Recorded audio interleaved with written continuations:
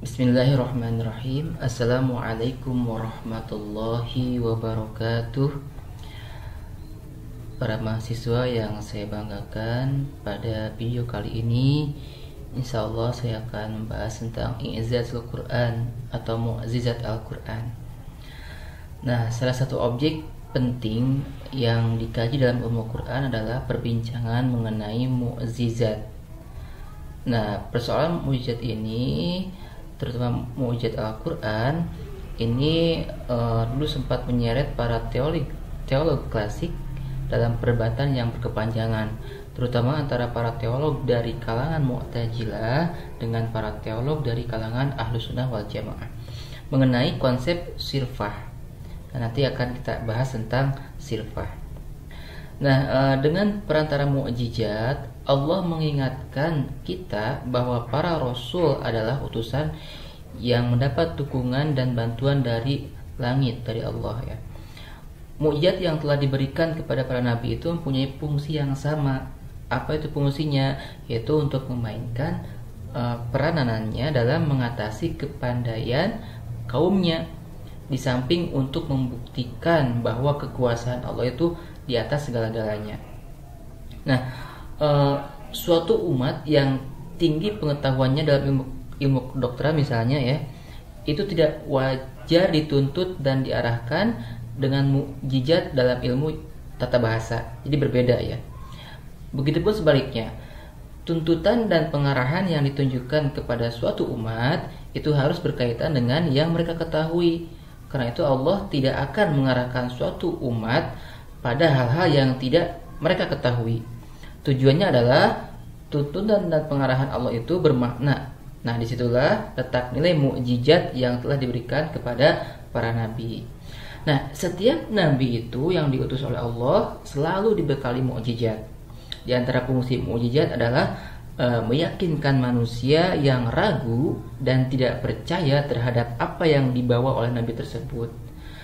Nah, mukjizat ini selalu dikaitkan dengan perkembangan dan keahlian masyarakat yang dihadapi tiap-tiap nabi pada masa itu, pada waktu itu ya.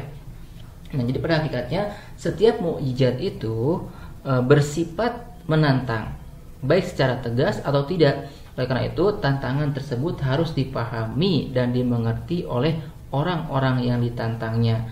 Oleh karena itu, jenis mukjizat yang diberikan kepada para nabi selalu disesuaikan dengan keahlian masyarakat yang dihadapinya, dengan tujuan sebagai pukulan yang mematikan bagi masyarakat yang ditantangnya tersebut.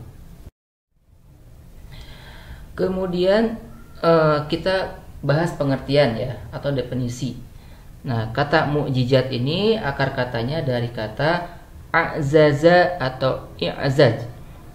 Jadi berasal dari masdar kata a'zaza yu'zizu i'zazan, yang berarti melemahkan atau menjadikan tidak mampu. Nah, ini sejalan dengan firman Allah, a'zaztu an akuna misla hadal ghurabi fa uwariya sau'ata ahi. Ini dalam surat Al-Maidah, bahwa Allah mengatakan, mengapa aku tidak mampu berbuat seperti burung gagak ini, lalu aku dapat menguburkan mayat saudaraku ini. Nah, ini cerita tentang putranya Nabi Adam ya, Habil dan Qabil yang saling membunuh. Kemudian Qabil itu kan kebingungan bagaimana ingin menguburkan mayat saudaranya tersebut. Lalu Allah menurunkan burung gagak ya. Ini kata azaz itu mengapa aku tidak mampu. Jadi kata azaz itu namanya artinya di sana melemahkan atau tidak mampu kan. Nah, secara terminologis berarti mukjizat itu adalah kejadian atau peristiwa luar biasa khariq wa al-'adah yang disertai tantangan untuk menirunya, yang ada pada diri seseorang yang mengaku nabi yang berasal dari Allah untuk menguatkan risalah yang diembannya. Nah, jadi di sini kalau menurut Mana'ul Qattan di sini al-amru khariqun lil 'adati makrunun bitahadi salimun anil mu'arradati. Jadi suatu kejadian yang keluar dari kebiasaan jadi aneh, nggak biasa ya, disertai dengan unsur tantangan dan tidak akan dapat ditandingi. Nah ini ya. Lalu apa saja unsur mukjizat itu? Yang pertama, unsur-unsur mukjizat itu apabila mempunyai sesuatu yang luar biasa. Jadi harus luar biasa, tidak biasa. Misalkan peristiwa alam yang terlihat sehari-hari walaupun menakjubkan, itu tidak dinamai mukjizat karena merupakan sesuatu yang biasa. Nah, yang dimaksud dengan luar biasa di sini adalah sesuatu yang berada di luar jangkauan sebab dan akibat atau hukum-hukumnya diketahui secara umum. Dengan demikian, hipnotisme atau sihir misalnya, walaupun sekilas dalam pengetahuan luar biasa, dalam universitas ini tidak masuk ya. Jadi ini harus yang tidak dapat dijangkau oleh akal atau yang jangkauan hukum sebab akibat ya. Yang kedua, terjadi atau dipaparkan oleh orang yang mengaku nabi. Jadi kalau ada orang yang yang bukan nabi, dia mengakui punya mukjizat, itu jangan dipercaya, karena yang namanya mukjizat itu harus dari nabi. Nah, ini tidak mustahil hal-hal yang terjadi di luar kebiasaan itu terjadi pada siapapun ya. Namun apabila bukan dari seorang yang mengaku nabi, itu tidak dinamakan mukjizat. Nah, jadi sesuatu yang luar biasa itu tampak pada diri seorang yang kelak bakal menjadi nabi dan tidak dinamai mukjizat tetapi irhas ya.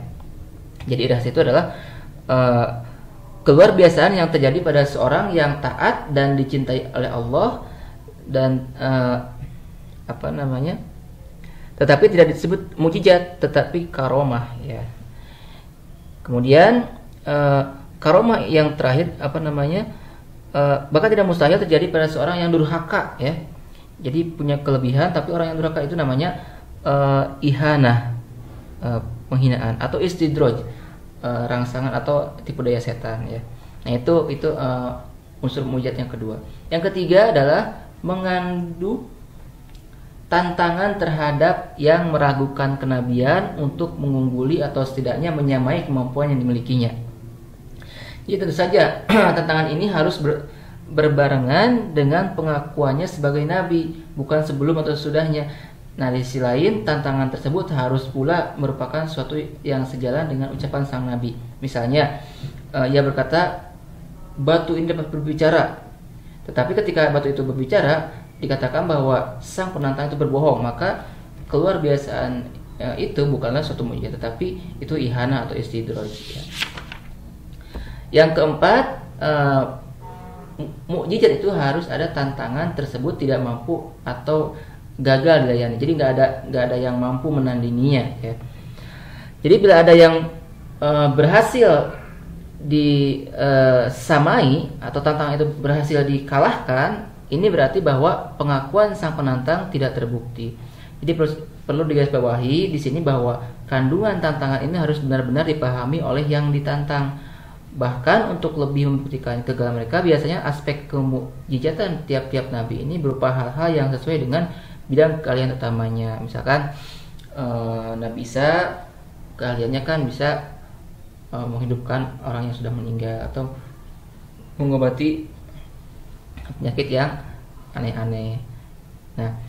Nah, Al-Quran ini digunakan oleh Nabi Muhammad SAW untuk menantang orang-orang pada masanya dan generasi sesudahnya yang tidak percaya terhadap kebenaran Al-Quran.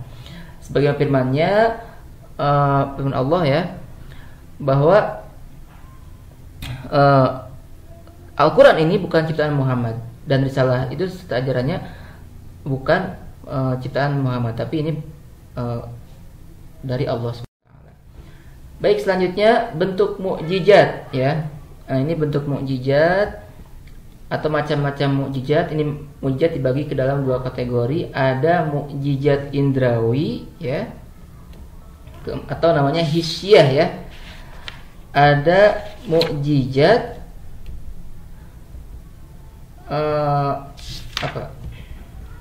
rasional atau akliyah maknawiyah ya. Nah, mukjizat indrawi atau hisia ini mukjizat jenis ini muncul pada seorang nabi dalam bentuk fisik yang mengisyaratkan adanya kekuatan di luar nalar ya, di luar nalar. Kemudian bersifat lokal dan temporal. Jadi tidak seterusnya.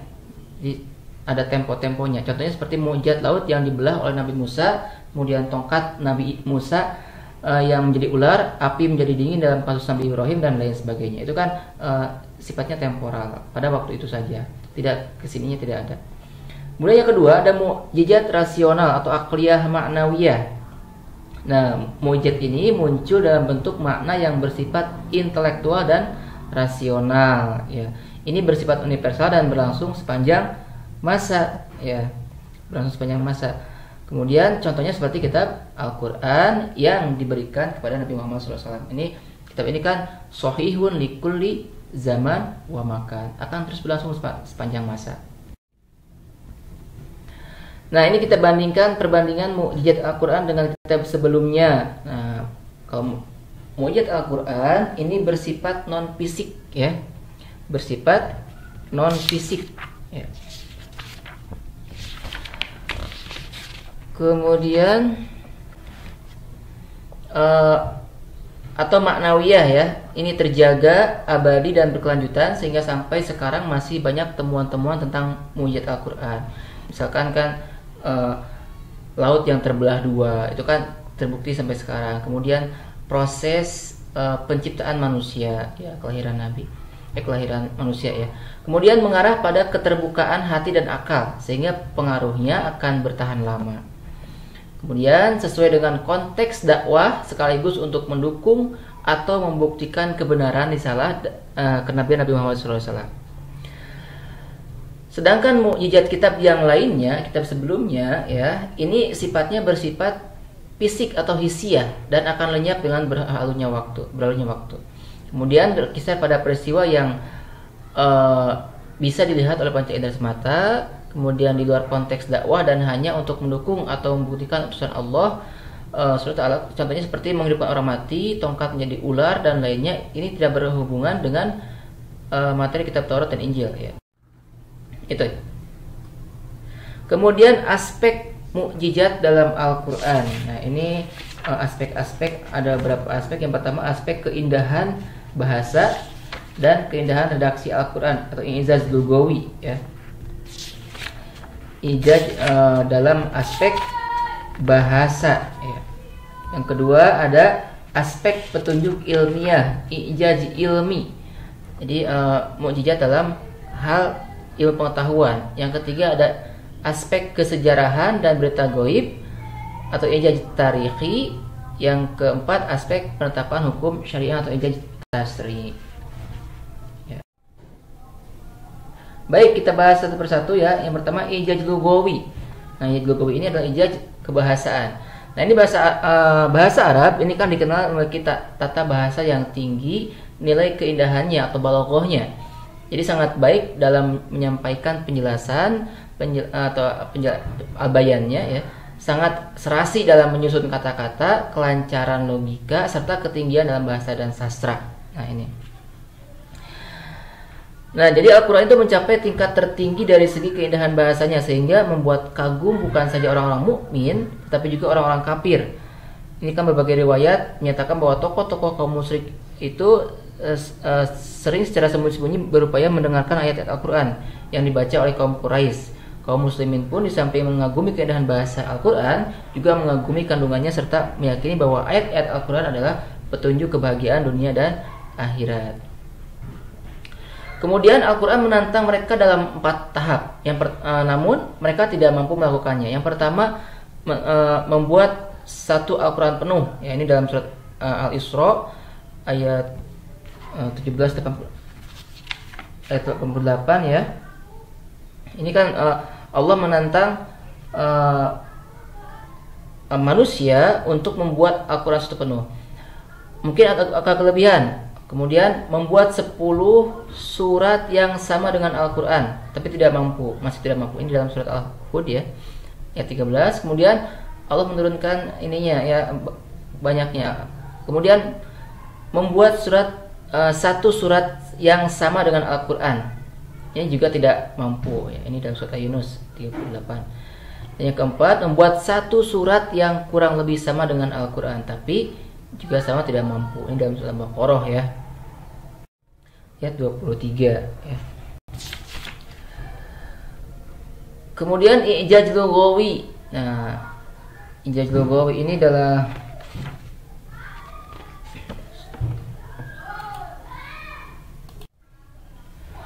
ya, ini ada dalil-dalil yang menunjukkan bahwa sungguh pun memiliki tingkat fasoha dan balaghah yang tinggi. Bahasa Arab ini tidak bisa menandingi Al-Quran. Yang pertama dalam surat Al-Isra ayat 88, A'udzubillahi minasyaitonirrajim, qul la in jitama'atil insu wal jinnu ala ayyatu bimisli hadzal qur'an la ya'tuna bimislihi walau kana ba'duhum li ba'din dhahira. Yang artinya bahwa katakanlah sesungguhnya jika manusia dan jin itu berkumpul untuk membuat yang serupa Al-Quran ini, niscaya mereka tidak akan dapat membuat yang serupa dengan ini, sekalipun sebagian mereka menjadi pembantu bagi sebagian yang lain. Jadi kalau dikumpulkan antara jin dan manusia untuk membuat Al-Quran sekalipun, maka niscaya tidak akan mampu. Yang kedua, ini surat Hud ya, yang mendatangkan 10 surat yang menyamai surat-surat yang ada dalam Al-Quran tapi tidak mampu. Am yaquluna tarah qul fa'tu bi asli suwarin mislihi mubtarayatin wad'u man istata'tum min dunillahi in kuntum shadiqin. Nah, yang artinya bahkan mereka mengatakan Muhammad telah membuat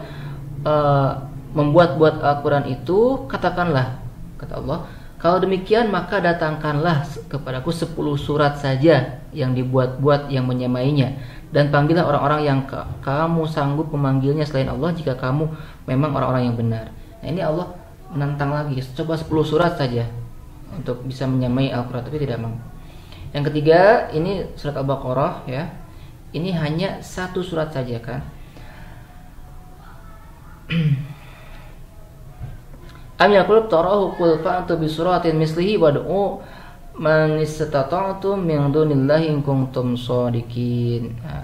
Dan bakal dikatakan berikanlah padaku satu surat saja yang semacamnya ya. Satu surat saja yang semacamnya, buatlah satu surat saja yang semisal dengan Al-Quran dan ajaklah penolong-penolong selain Allah jika orang-orang kamu benar, tapi kan tidak mampu. Kemudian dalam surat Al-Baqarah, wa in kuntum fi raibin mimma nazzalna 'ala 'abdina fa'tu bisuratin min mislihi wad'u syuhada'akum min dunillahi in kuntum shadiqin. Nah, ini ayat selanjutnya ini tentang, dan jika kamu tetap dalam keraguan tentang Al-Quran yang kami wahyukan kepada hamba kami Muhammad, buatlah satu surat saja yang semisal Al-Quran dan itu ajaklah penolong-penolongmu selain Allah jika kamu orang-orang yang benar. Nah, ini sejarah membuktikan bahwa Al-Quran ternyata gagal ditandingi hatta oleh orang-orang Arab sendiri.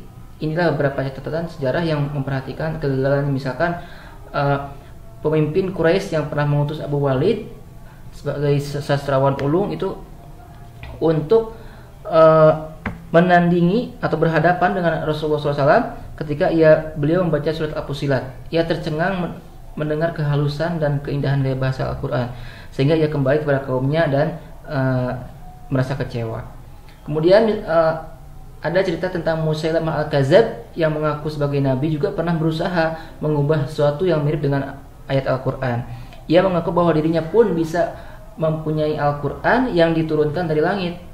Kemudian dia membuat gubahan-gubahan seperti yang al-fil itu ya, al-fil mal-fil wa ma adraka mal-fil lahu khurtumun tuwil, ya itu kan aneh ya. Gajah, apakah gajah? Tahukah engkau gajah? Gajah itu mempunyai belalai yang panjang dan ekor yang mantap. Itu bukanlah bagian dari ciptaan Tuhan yang kecil. Nah, ini gubahan-gubahan di atas ini tidak punya makna sama sekali, bahkan merupakan sastra yang kotor dan menyelimuti perbuatannya. Jadi tidak sebanding dengan Al-Quran. Jadi sejarah juga sudah mencatat bagaimana Al-Quran itu tidak bisa ditandingi oleh siapapun. Kemudian i'zaz ilmi atau mukjizat di bidang ilmu pengetahuan. Nah, dalam ilmu pengetahuan stimulasi atau namanya konsep-konsep umum dalam Al-Quran itu sudah menstimulus kepada manusia untuk selalu berpikir keras, untuk selalu berpikir atas dirinya sendiri dan memikirkan kejadian di alam semesta. Akan ada kata-kata apalah yatadabbarun, apalah ta'qilun, apalah tubsirun dan lain sebagainya. Itu kan disuruh untuk memikirkan hal-hal yang ada di dalam dirinya ataupun dalam alam semesta. Kemudian Al-Quran mengemukakan argumen serta penjelasan ayat-ayat ilmiah, antara lain tentang misalkan isyarat tentang sejarah tata surya. Nah, ini kan ya ada Allah SWT berfirman, dan apakah orang-orang yang kafir itu tidak mengetahui bahwasannya langit dan bumi itu keduanya dahulu adalah sesuatu yang padu, kemudian kami pisahkan antara keduanya, dan dari air kami jadikan segala sesuatu yang hidup, maka mengapakah mereka tiada yang beriman? Nah, itu kan isyarat ilmiah ya tentang tata surya ya. Kemudian isyarat tentang fungsi angin. Nah, ini tentang angin ya. Bahwa dalam Al-Quran juga ada pembahasan tentang angin dan penyebutan bunga ya. Dan kami telah meniupkan angin untuk mengawinkan tumbuh-tumbuhan, dan kami turunkan hujan dari langit, lalu kami beri minum kamu dengan air itu, dan sekali-kali bukanlah kamu yang menyimpannya.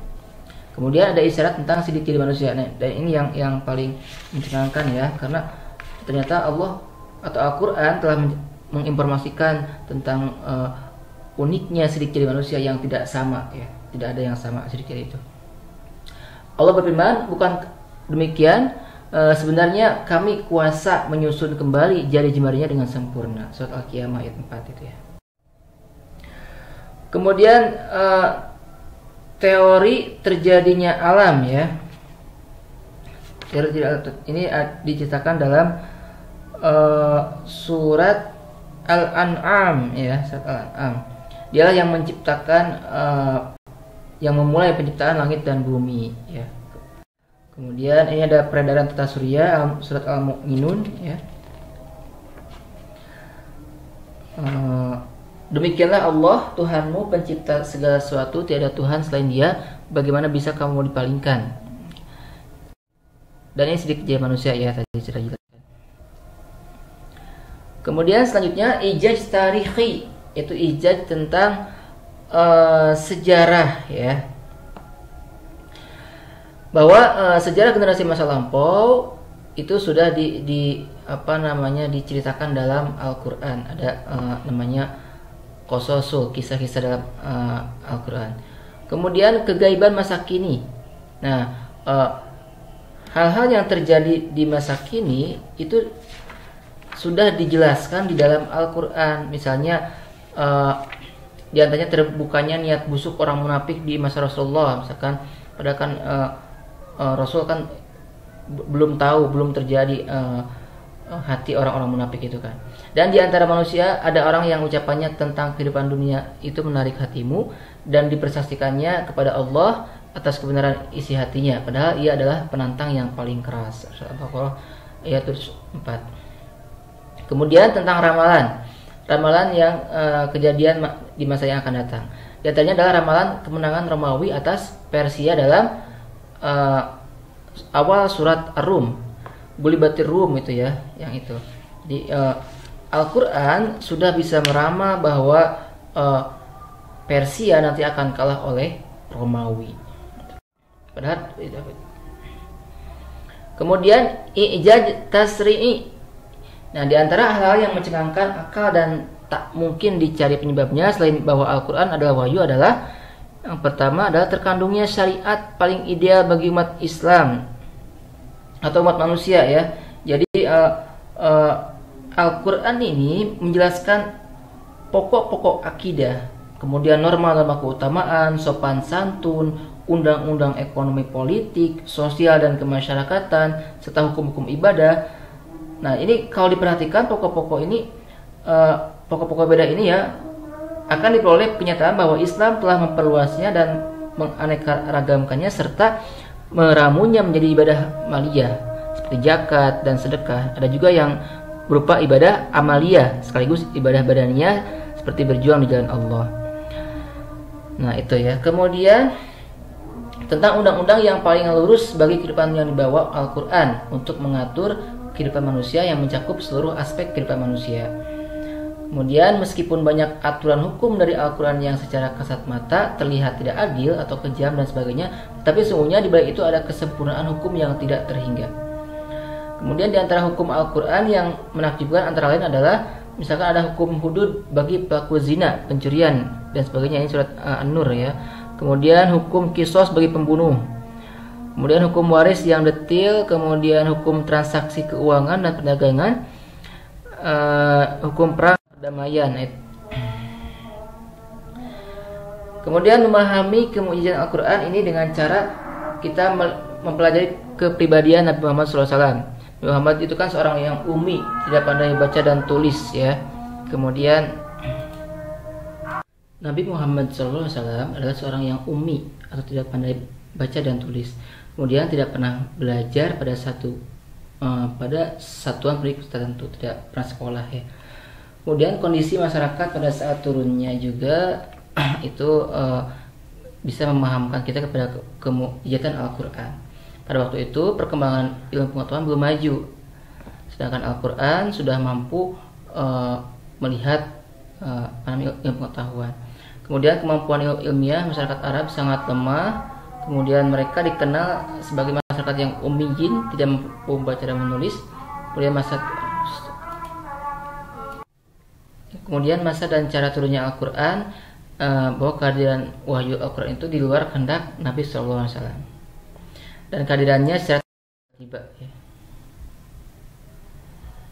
Kemudian ini ada keterangan tambahan tentang perbedaan antara mukjizat, karomah, kemudian ma'unah dan istidraj. Apa itu mukjizat? Mukjizat adalah peristiwa luar biasa atau khariqul adah yang terjadi atau terdapat pada seorang nabi sebagai tanda atau legitimasi ya kenabian, dan orang biasa lainnya tidak mampu melakukannya.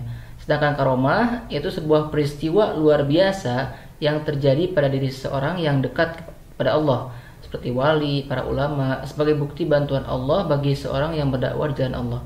Dan karomah ini bukan sesuatu yang dicari dengan sengaja oleh yang bersangkutan atau bil kasbi ya. Kemudian ma'unah ini adalah kemampuan di atas rata-rata yang diberikan kepada seorang soleh yang taat beribadah, namun bukan seorang wali atau ulama. Nah, kemampuan ini diperoleh dengan mencari bil kasbi ya, misalnya dengan berpuasa atau latihan rohani lainnya, ataupun datang dengan sendirinya bil kasbi.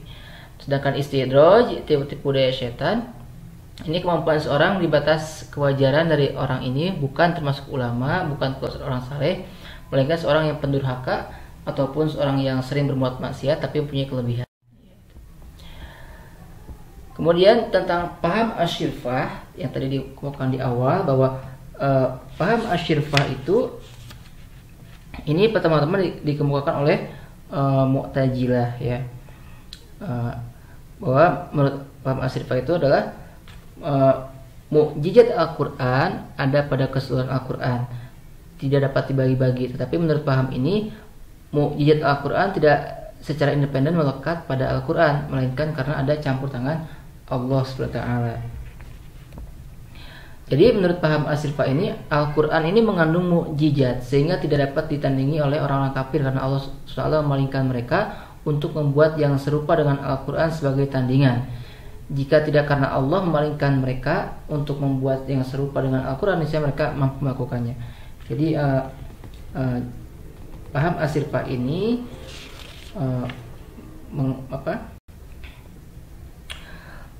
mengendaki atau mengartikannya bahwa orang-orang yang tidak mampu menandingi Al-Quran itu karena Allah telah memalingkan orang tersebut untuk tidak menandingi Al-Quran. Nah itu.